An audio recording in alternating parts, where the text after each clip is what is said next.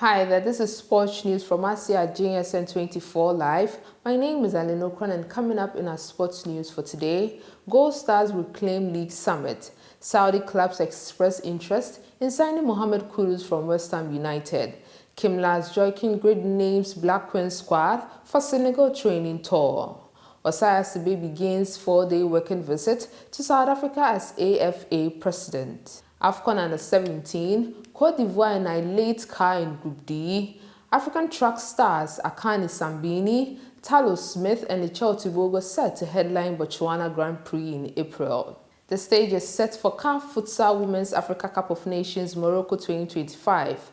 ICC Under-19 Cricket World Cup qualifier, Kenya look to extend winning streak against host Nigeria. Now onto our stories in detail. BBN Gold Stars reclaimed the top spot on the Ghana Premier League log with a 2-1 victory over visiting Pando Heart of Lions at the BBN Dance Park yesterday. Samuel Atakumi continued his impressive form, netting his 8th goal of the season in the 14th minute to ignite celebrations among the home fans. Gold Stars doubled their lead 3 minutes before halftime, with Gideon Anaba successfully converted a penalty after sustained pressure from the host forced Lions into a defensive error. Despite trailing by 2 goals, Lions showed resilience and clawed their way back into the match in the 60th minute thanks to a well-taken goal by Nana Kwame Opon. Saudi Pro League clubs have inquired about the availability of Mohamed Kudus ahead of the summer transfer window. Kudus has so far struggled in the ongoing season, scoring only 3 goals for the Hammers after an explosive debut campaign last season with 20 goals in all competitions. Despite the challenges, Saudi clubs have expressed interest in signing the Ghanaian international from West Ham United. According to reports, Kudus has a release clause of 85 million euros with the Saudi clubs willing to pay more. Despite the inquiry, nothing concrete has been agreed on as Kudus still has a contract at the London Stadium until 2028. Kudus has also been linked to Liverpool and other European clubs ahead of the summer transfer. Meanwhile, Mohamed Kudus missed West Ham United 1-0 defeat against Wolverhampton Wanderers on Tuesday night at the Molineux. The 24-year-old picked up an injury at the training grounds, which ruled him out of the game. The severity of the injury is yet to be disclosed by the club. Away from the men's football, Kimlas Joaquin Grid has named the 23-player squad for the Black Queens' upcoming training tour in Senegal, scheduled for April 1st to 9th, 2025. The tour will feature high-intensity training sessions and 2 international friendlies against Senegal's Teranga Lionesses in Dakar. The squad has been strengthened by the return of midfielders Ernestina Bambila and Patience Patterson Kondok, defender Felicity Esuako and attacker Princess Owusu, who rejoined the team after a brief absence. Hasake's ladies goalkeeper Grace Boudouwa Banwa, arguably the safest pair of hands in the Malta Guineas Women's Premier League this season, has earned her maiden call-up. After 15 rounds of matches, Banwa has kept 12 clean sheets and conceded just 1 goal, securing her spot in the latest Black Queen setup. This tour is a crucial part of Ghana's preparations for the upcoming WAFCON tournament as the team aims for success.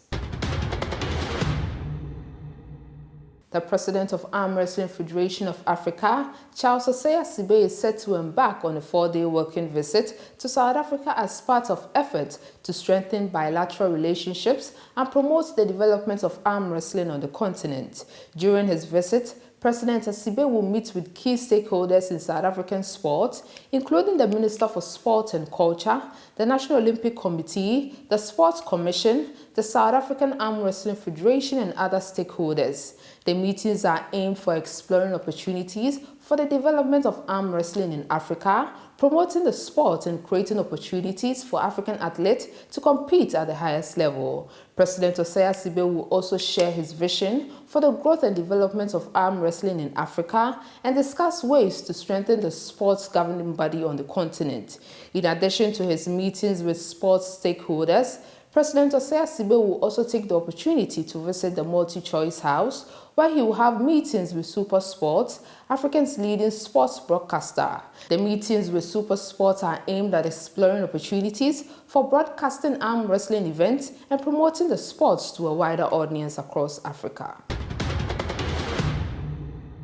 In other news, the Total Energies CAF Under-17 Africa Cup of Nations is currently taking place in Morocco, and the goals are coming in thick and fast. After the thrilling 7-goal match between South Africa and Egypt on Monday, Cote d'Ivoire defeated Central African Republic 6-1 on Tuesday night after they later answered with a single goal. Tuesday's highlight was Alino Haydor, who scored an incredible 4 goals for a performance worthy of winning the man of the match.